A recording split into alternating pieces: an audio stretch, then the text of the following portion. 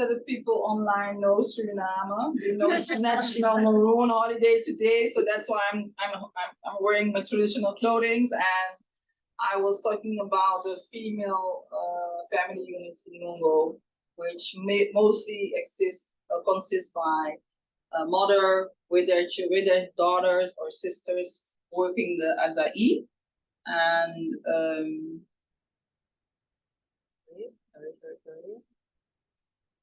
okay, yeah. So just recapping for the people who didn't hear. You need to someplace on the screen. Yeah. So this is the value chain again, and I'm now explaining the green part of the harvesters and the processes and where the harvesting is going on for the people of God. Yeah, if you click like there, okay, then you can use the arrows. Okay. So as I explained, like the male laborers will consist mostly of a brother, a son, or a husband, and they will go in groups of 4 in the forest. And of course, just having a root in the forest is already, because there are no roots. You have to spot the berries which are available to harvest. That's also a job, no? And that's the traditional ecological knowledge which is necessary to get in the forest, to get those information, and to know which tree to climb and which not. And of course, all the dangers in the forest, snakes, etc. Also, those things we have to take in account, no? So they're going in the tree with a machete in his hands. I don't know if you can see it. It's here. He has it in his mouth. You see that? He has the machete in his mouth, and he climbs up, and he cuts up the bunch, and then he makes himself fall with the bunch, and then the helpers will have like a big cloth, and then they will put it in there, and they will start selecting and looking at the quality of the berries, because a bunch could have green berries, different kind of things, and the açaí is very how do you say that? Easily spoiled. So you need to carefully select that. So as I was saying, if you have a family without male, you have a problem, because you have to buy. And then during the low season, the prices of a bag, because they're using like the old rice bags, 50 kilos, can increase like for 300%. The low season, so that's very expensive. So you need a guy there. You need help. As I said, like for now, there's free access to the forest land, but because land rights are not yet formalized for the ITPs, so that's an issue. And of course, the distances they have to overcome to get to the palms and work their way up to the forest is also a thing that we should consider. Then we go to the processing and the marketing, because the açaí spoils very quickly. Ice is needed, because not everybody has a refrigerator or a freezer, so they're working with coolers, with ice. They buy ice if they know that their husbands or their brothers are going into the field. Then everything has to be ready. Warm water, it has to be cooked. You see here, like it's mostly on wood fire. Then they cook the water. And if they're lucky, they have like this machine to process. If not, you can always buy that service from somebody, because you have in the community, you have people who are giving that service. And so you'll get these products, and it needs to be refrigerated always. So the men come out of the forest approximately 4 or 5 p.m. And that means then the work starts for the ladies. So they will be busy till maybe 12, 1 o'clock, 2 o'clock in the night. And in Mungo, there are approximately 70 female groups selling their Podosiri to locals and informally to the French Guyana, to the market of French Guyana, Saint Laurent. Informally, because if they get caught by the gendarmerie, the police, the French police, all their stuff will be thrown away. Everything, including the icebox. Everything. If they have doesn't matter, everything will be thrown away. And they go on small boats, they cross the river to get to French Guyana and deliver. Because in French Guyana, it's Europe. French Guyana is still a province of France, and you have the euro there, which is very in high demand for people from Suriname. Because it's a specialty group, specialty product still, these women are price setters. So because of the scarcity, etc., they are determining which price is best for them, which is very good for them. It's a good livelihood to live from.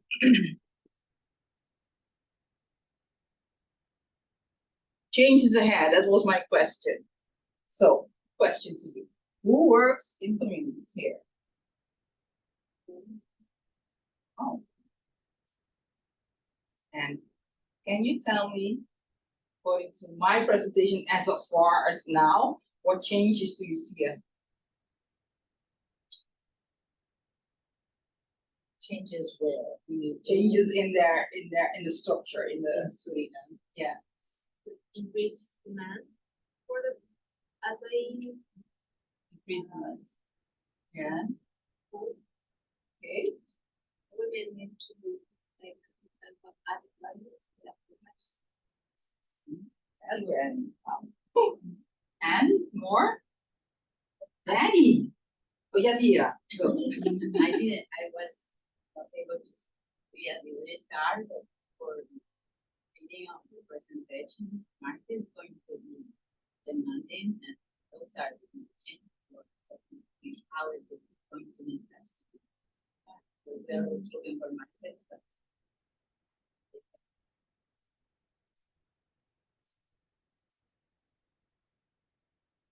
I will probably.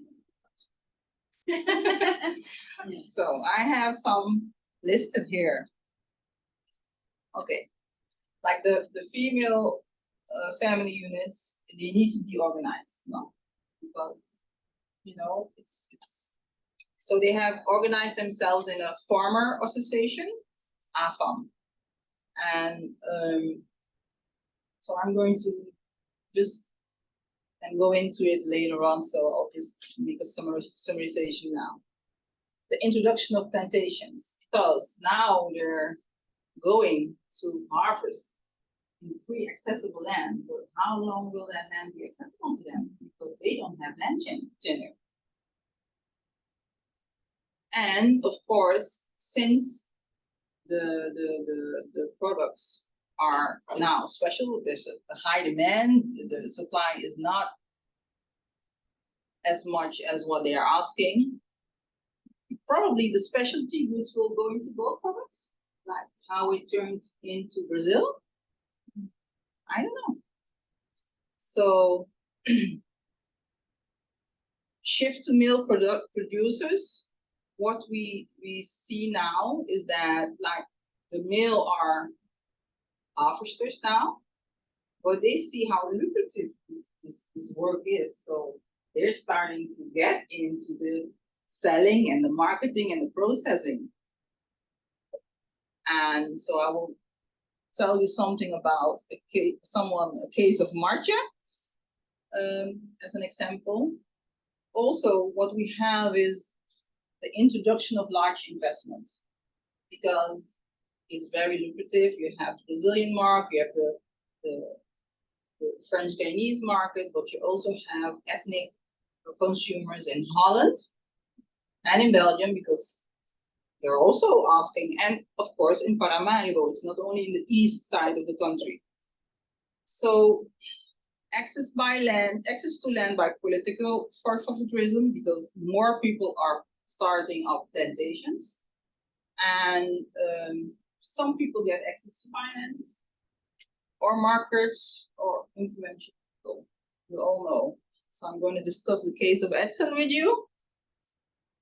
And then what Beatrice will say, tell you adding.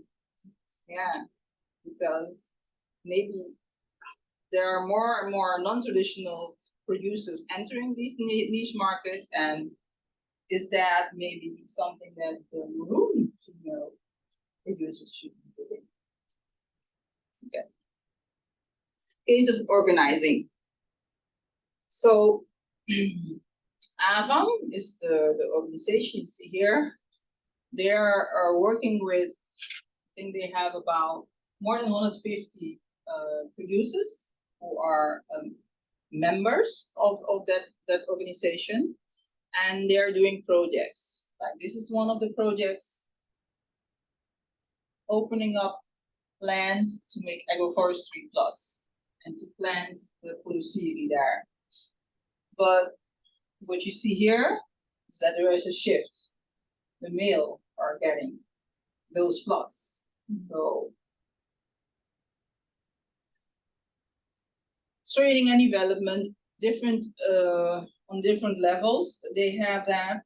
Let's see if I got something here. For training and development, so it's has a how to better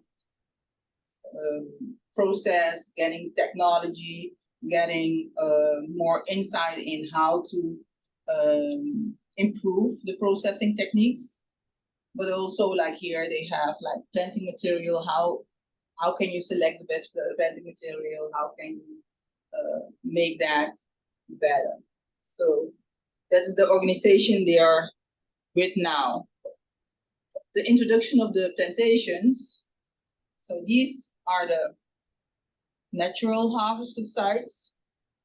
Marawijn is here.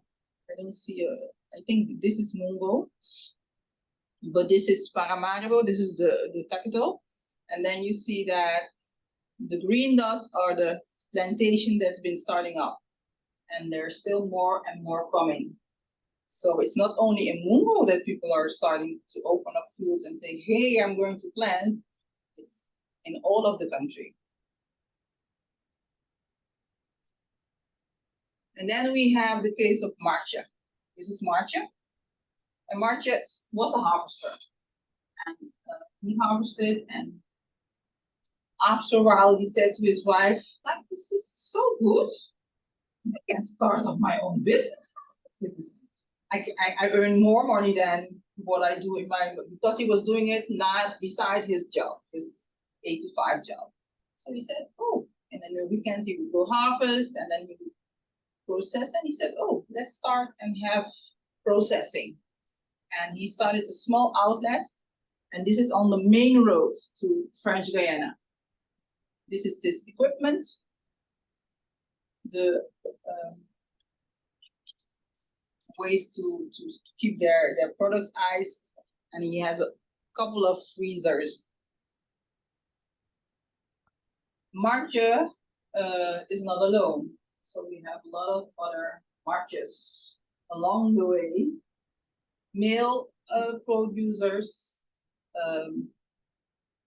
starting up the business, and because they're on the way to French Guiana, people who are going to French Guiana will pick up and bring it themselves or sell it, or he also brings to French Guiana also, because these are going to French Guiana. Mornings, I think 3 times a week he goes and he sells there. You can see that Marcia's processing unit is a little bit, it's not like the other one, but it's better, but it could use some improvement. But Marcia has a problem. He cannot access finance.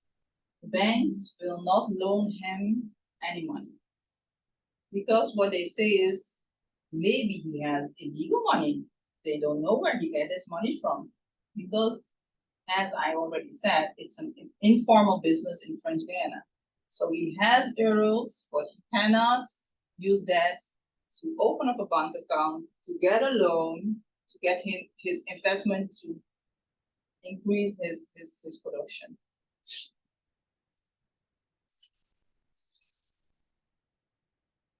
Then we go to Edson. Oh, you cannot, oh, you got me there. I want to remove myself. Yes, Edson. Edson is a guy from Brazil. He got to Suriname and he knows that we have, I think, about 20,000 Brazilians, Imperials.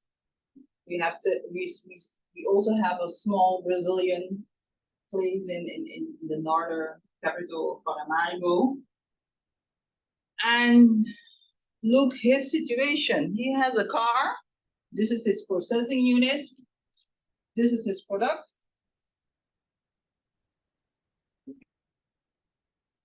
I don't know how he did that. I don't know how he did that. It's still a question, a big question mark. And he gets productivity, like raw product, from another Brazilian who got a big piece of land somewhere in the hinterland and who is planting açaí. Like acres and acres of land he got.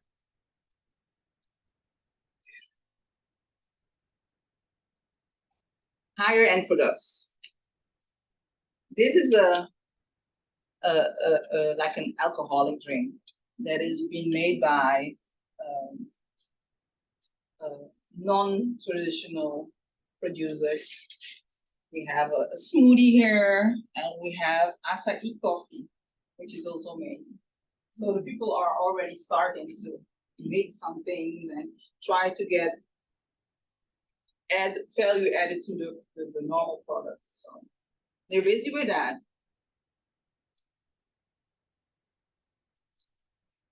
And I said already that this is going to be like, I need to pick some brains. So I have some discussion questions and I would like to start the discussion now, if you don't mind, because I don't know how we're going to do with the people online, but maybe here, you know, what's the time? How many? There's still 30 minutes. Oh, okay, so we can just ask the question and have a discussion here and then later look in the chat. Okay.